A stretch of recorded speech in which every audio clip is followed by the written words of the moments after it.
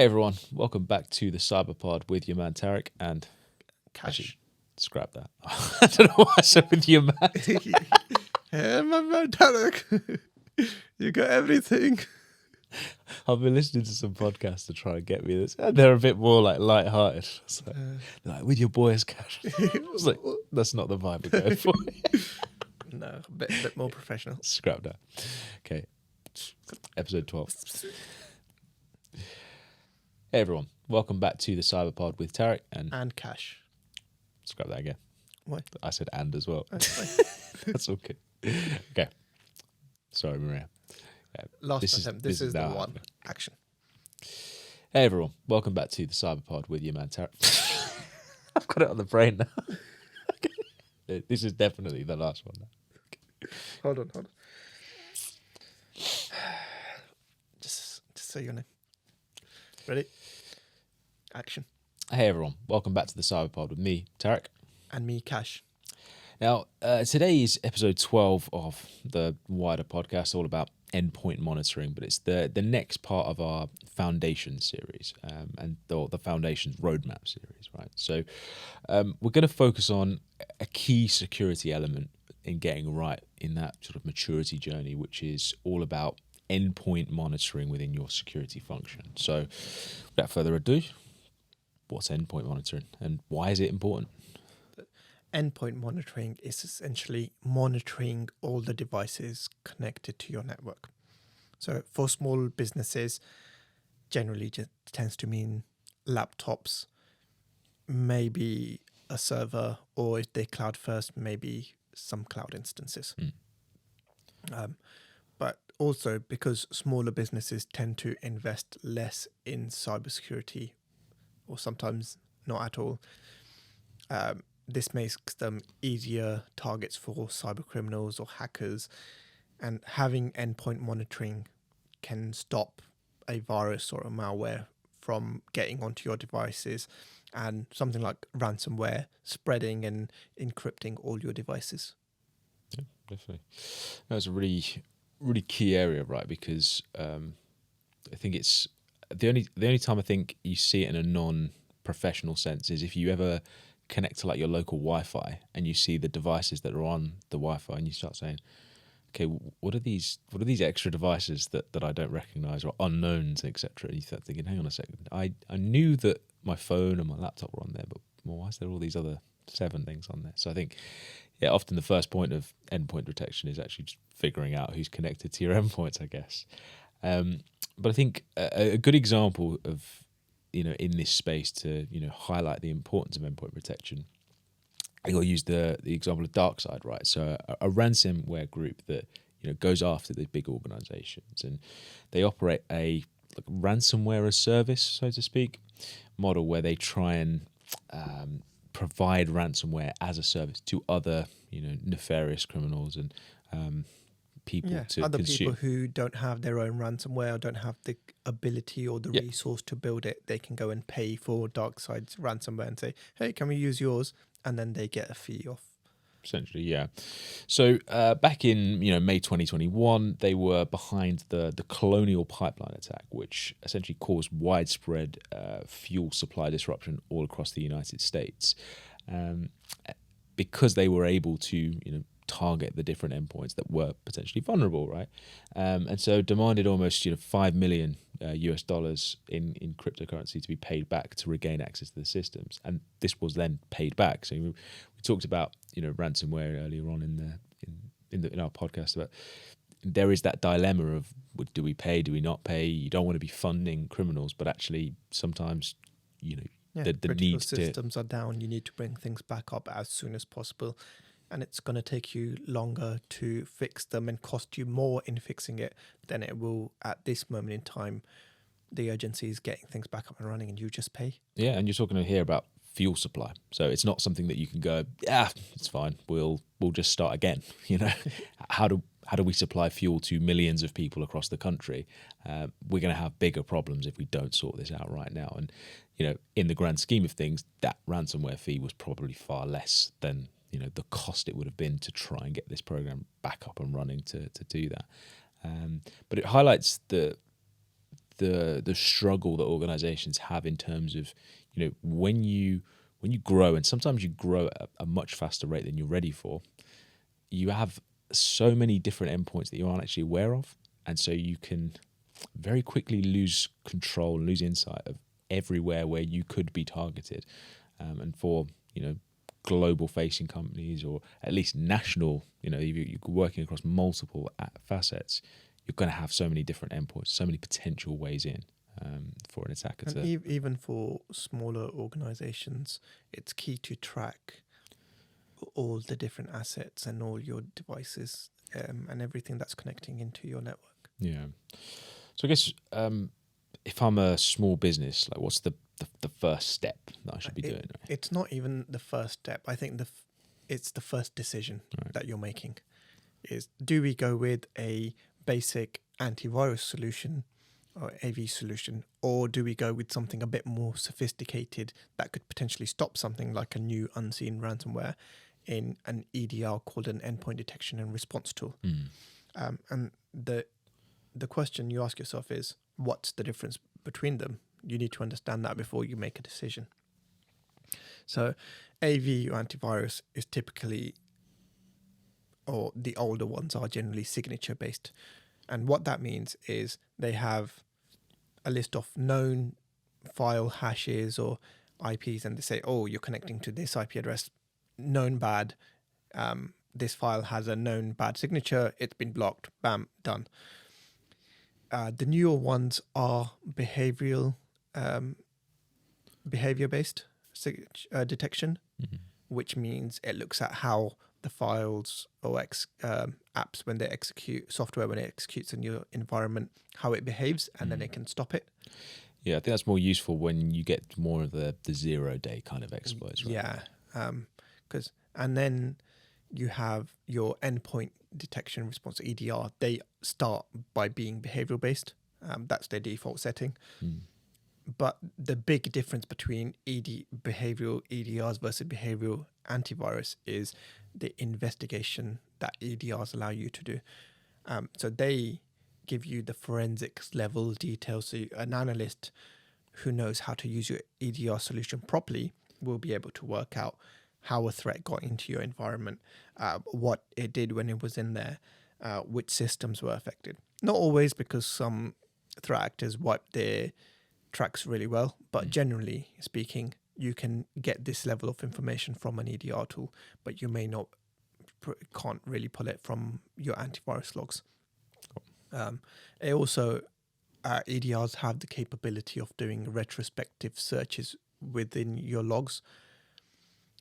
And that's something called threat hunting, where you can look for signs of compromise within your network that may not have been detected by the alerts that are set up within your EDR, or wouldn't have been detected by an antivirus solution.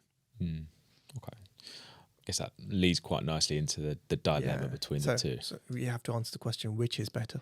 Yeah, and I think giving that classic sat on the fence argument, it really depends. Because ultimately, like you said, an EDR will give you so much more capability, so much more ability to dive into the alerts and try, dive into the response options. But actually, we go back to this maturity argument. You might not be there yet. You might not have the resources. You might not have the technical knowledge and understanding in your security team to actually make use of that. So actually, it might be better to start on the AV side, the antivirus side, because, the price point, the ease in implementation, that kind of thing. Getting something in place to sort of look for those known signatures and those known problems will give you like a decent baseline level of security. And then slowly over time, as you build up the skills and the abilities within your team, you could start looking at, okay, what sort of EDR solution would work for us? What's a good price point we can get, and have we got the relevant people in place? Yeah, and it's that point of not being attracted by all the bells and whistles of an EDR tool when you don't have the capability in your team to utilize those bells and whistles. Yeah. It's about getting the fundamental things up and running, get the basic monitoring up and running, and you can look at how to improve it over time. It may make more sense for you to get an EDR because you've got the money. You can bring somebody on to help you set that up and tune the alerts correctly and spend a month doing that. Whereas in some organizations, you don't have the money to spend on an EDR solution.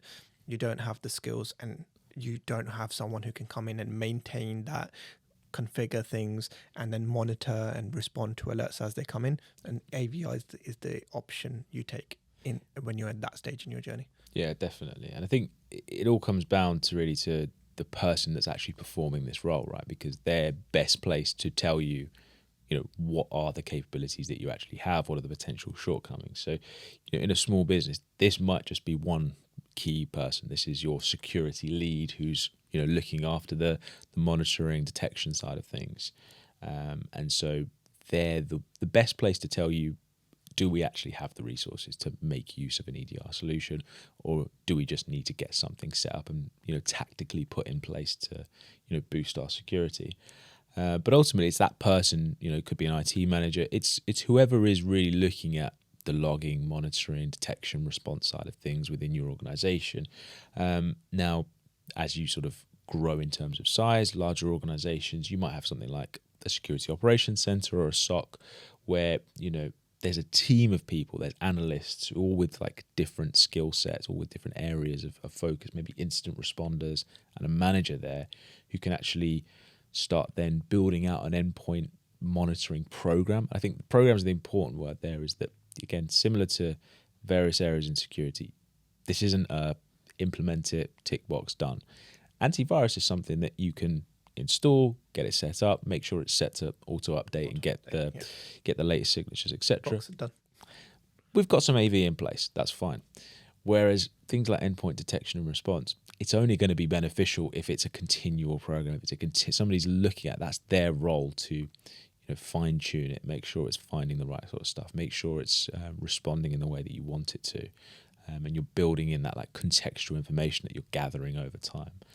And I think, and we'll touch on this in more detail in the security operations phase of the roadmap series. Yeah, definitely. And I think, like I said, the most common thing you see as you grow in security maturity is that the SOC kind of goes in a linear fashion as well. So when you're at the basics of your security journey, you either don't have a SOC or you have like one person maybe looking at the logs. As you move into the more mature side of things, you've got a very slick and mature operation working. So they kind of go hand in hand together. If you don't have a good SOC, either internally or you're outsourcing it to a managed service provider, if you haven't got a mature SOC, you can't really beef up your security program. So I think they do really go hand in hand together. I guess if I was then sort of now I've gathered that endpoint protection is really important. I need to bring somebody in for this because no one in the business is looking at this.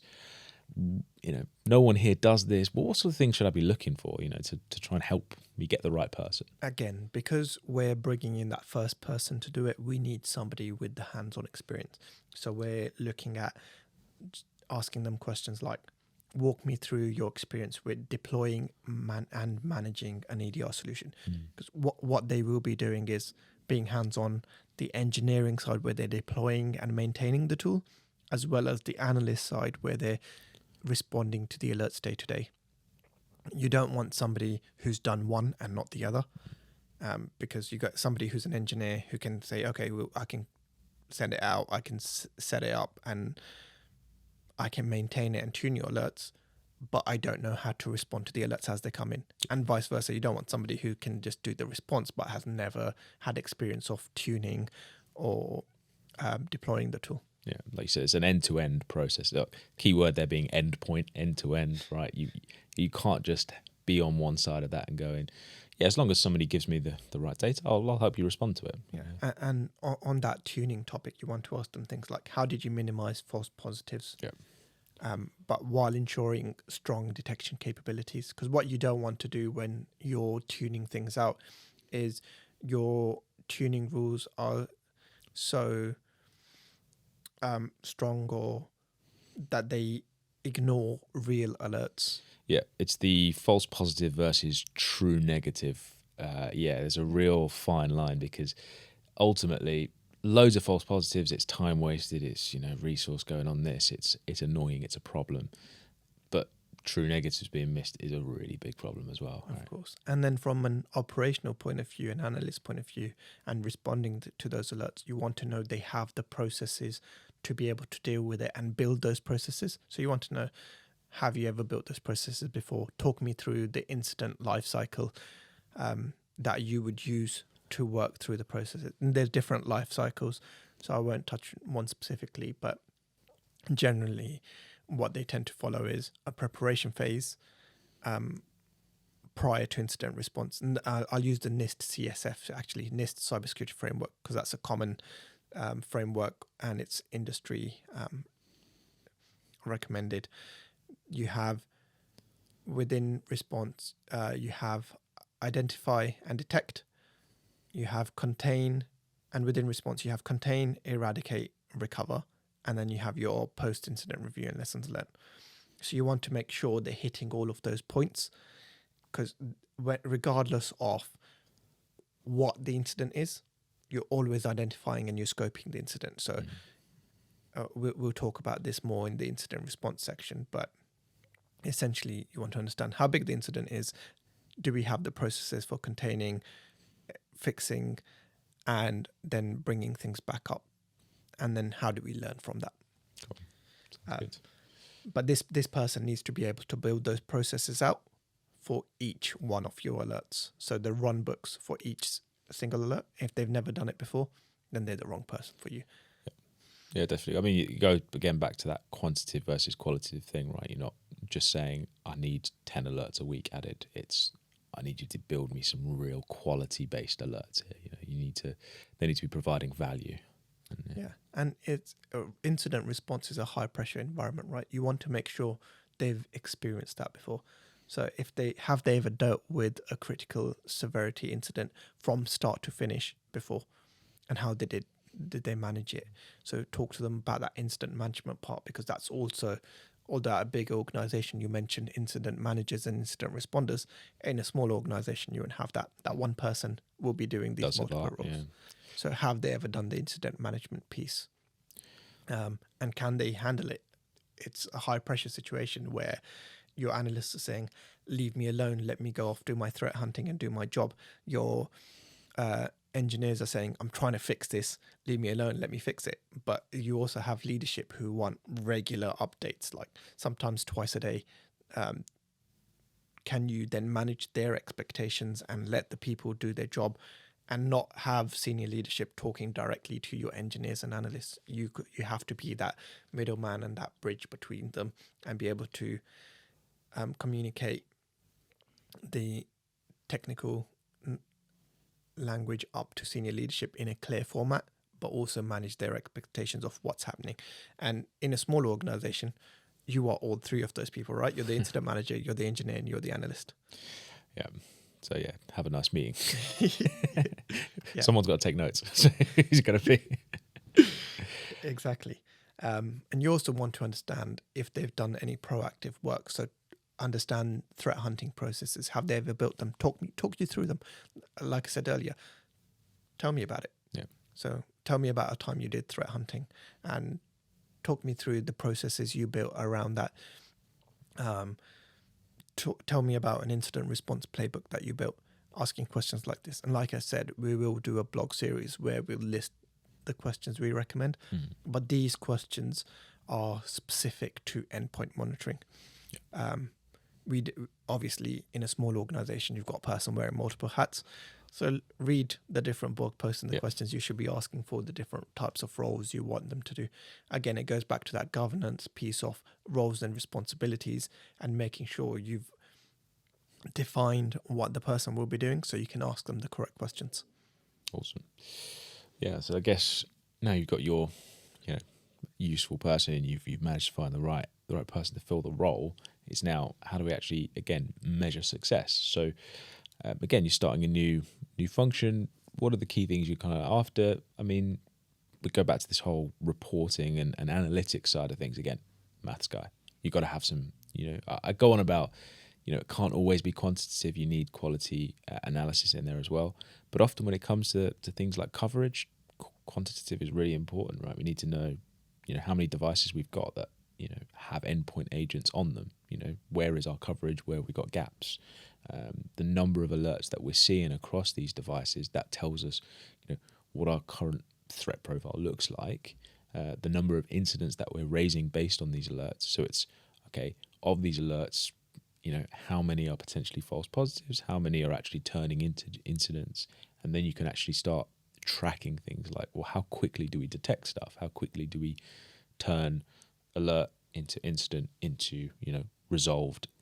That way, you've got an ability to track these things over time and say, okay, now our program is getting better because we're improving the alerting coverage, we're reducing the time it takes to actually raise incidents. And it also points a finger at the bits that you need to improve at, right? And say, okay, cool, this area we take too long to go from incident being detected and resolved. Why is it? Do we not have the correct playbooks in place?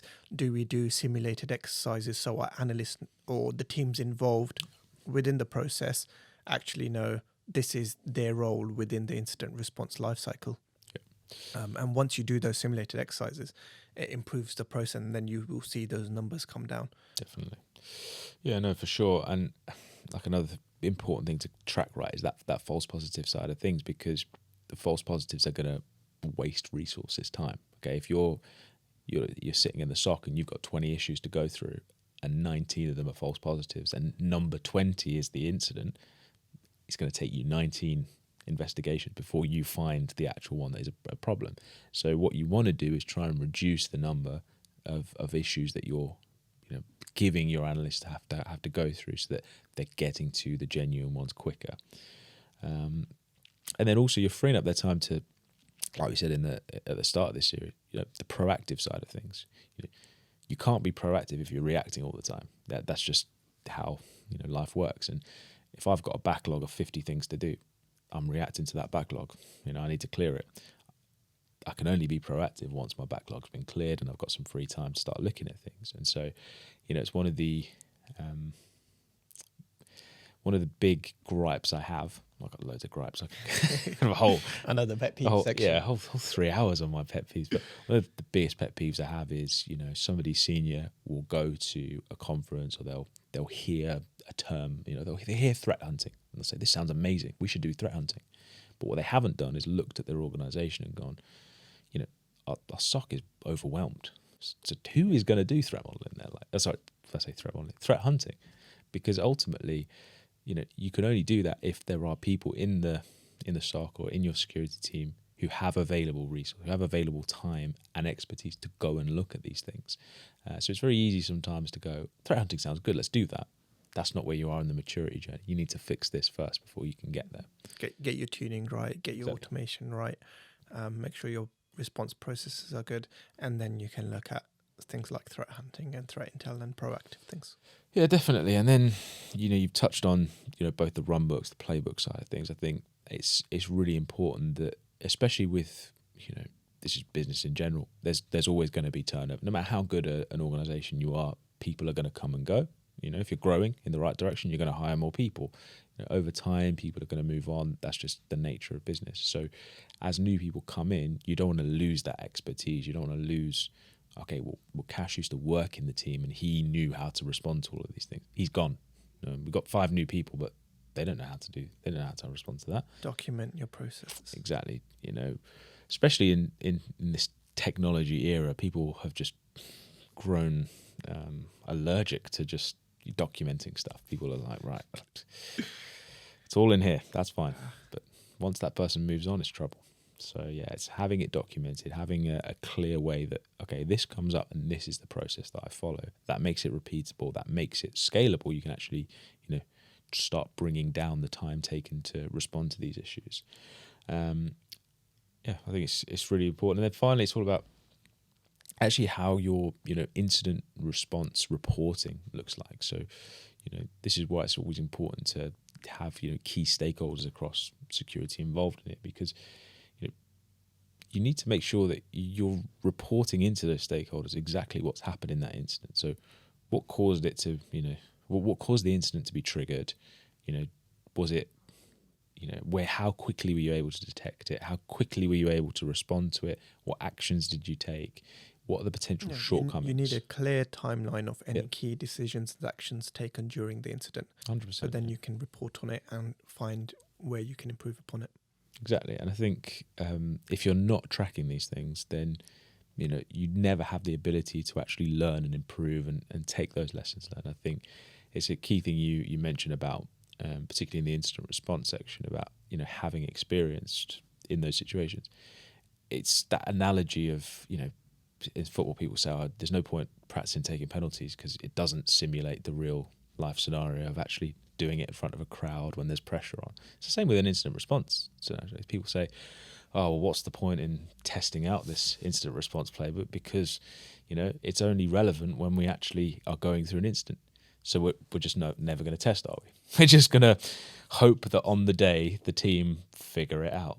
It's absolutely crazy to me. But people debunked that theory with penalty shootouts, and they actually do practice them now. And they should be debunking the theory with incident response as well. And in mature organizations, you will find they have simulated exercises.